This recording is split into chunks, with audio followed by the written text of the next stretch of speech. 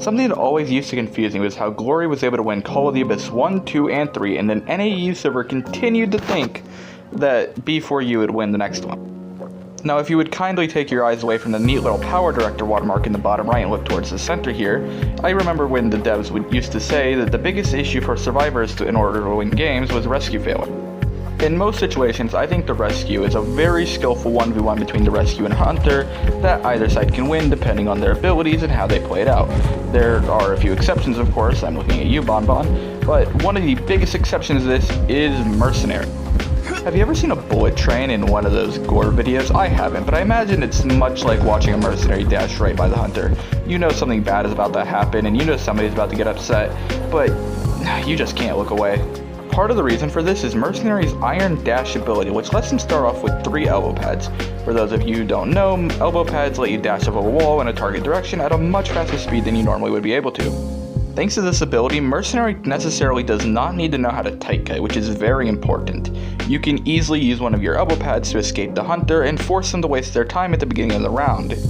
Because of this, Mercenary doesn't really need to know how to tight cut. You can easily use your elbow pads to escape the hunter at the beginning of the match and force them to waste their time on you instead of looking for a more valuable target. Despite this, however, I still think a Mercenary should know how to tight cut just so you don't get your elbow pads wasted, as this is a common strategy for hunters to use against you. Going back to the gore video train analogy, imagine the train was strapped with rockets and had dynamite on the front end of it. That's what it was like when Mercenary had 10 elbow pads instead of the 3 he has currently. I could talk about skilled as a part of his kit, but I'm going to acknowledge this as much as the devs have and simply glance over it. Oh yeah, now we're on to the good stuff.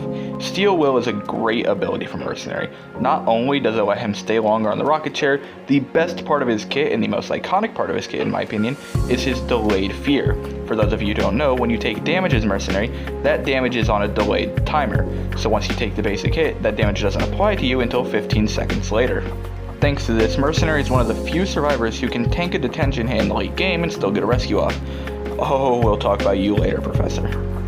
You know, I haven't been able to talk about how it feels to play a Mercenary, despite talking about how much Mercenary does.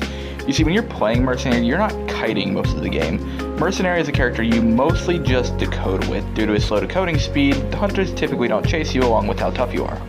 Because of this, the only time you really get to see any action is when you actually go in for the chair, which can be rough if nobody ever gets chaired, if you have good teammates, of course. Because of this, I personally think Mercenary is one of the more boring characters in the game, but I can definitely see why people enjoy playing him. Everybody loves that power fantasy where you are the hero and are able to save everyone, and Mercenary can deliver on that perfectly. This might sound a bit mean, but I do not think Mercenary should be necessary as he is.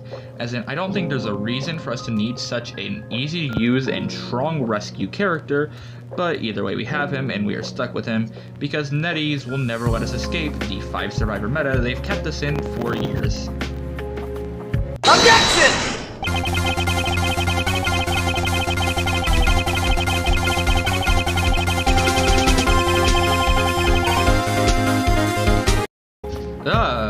How did you get in my video?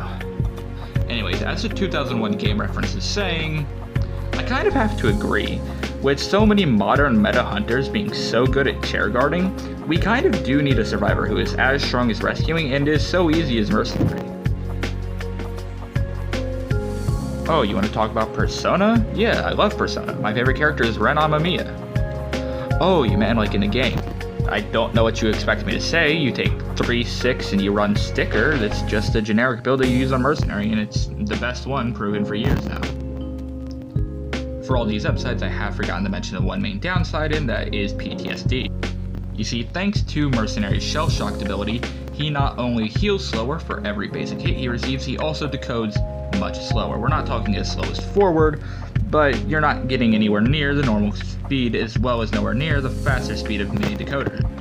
And honestly, I think this is perfect. He definitely needs a downside, and these are 2 areas which affect him a lot. Since he won't be chased a lot of the time, having a slower decoding speed really helps out the hunters, and when the hunters hit him, he'll take a longer time to heal, recover, and come back for another rescue. But of course, like with death, bad grades, and taxes, there are ways to get around it, as much as people don't want you to. Pairing Mercenary up with someone like a postman or a prisoner could allow him to decode faster thanks to their special abilities, and pairing him up with someone like a psychologist or barmaid could provide a consistent healing speed Ignore the drunkenness and Emil crying in the corner, they're only temporary. All in all, Mercenary will always be a strong survivor in the meta without a massive meta shift or a rework, neither of which I think will happen anytime soon, given that we've had like 2 or 3 chances to experiment outside of the main meta 5, and both of those got nerfed pretty quickly. Rest in peace after that.